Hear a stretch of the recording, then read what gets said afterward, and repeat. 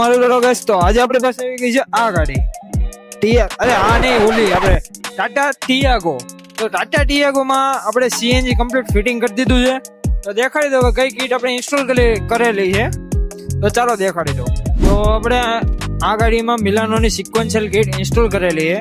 અહીંયા આપણે એનું રિડ્યુસર આપેલું છે. નીચે રિડ્યુસર છે, સોલોનેટ વાલ ઉપર છે અને કમ્પ્લીટ આપણે પ્રેશર મીટર અહીંયા આપેલું છે.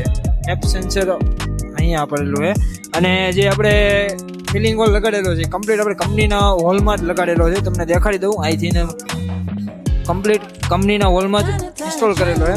તમને વાયરિંગ પણ જોઈ શકો છો એકદમ ફાયરપ્રૂફ ટાઈપિંગ સાથે.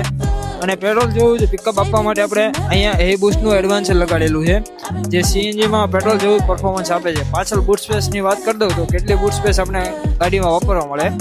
તો ચાલો પાછળ. તો ટાટા ટિયાગોમાં આપણે બૂટ સ્પેસ કેટલી વાપરવા મળે તમે જોઈ શકો છો. ઓલમોસ્ટ 30% જેટલી બૂટ સ્પેસ વાપરવા મળે છે. આપણે 12 kgનો ટેન્ક આમાં ઇન્સ્ટોલ કરેલો છે કમ્પ્લીટ આપણે કેનવાસ બેલ્ટ સાથે.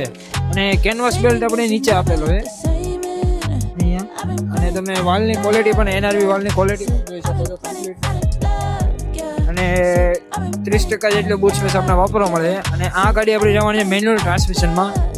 તો તમારી પાસે પણ ટાટાની કોઈ પણ ગાડી હોય, ટાટા પંચ હોય, ટાટા કવ હોય કે ટાટા નેક્સોન હોય, એમાં સીએનજી કરવા માંગતા હો તો આજે જ મુલાકાત લો મારુતિ ગેસની. જો આ વિડીયો પસંદ આવ્યો તો અમારી ચેનલને લાઈક, શેર અને સબસ્ક્રાઇબ જરૂરથી કરજો. અને મળીએ નવા વિડીયોમાં.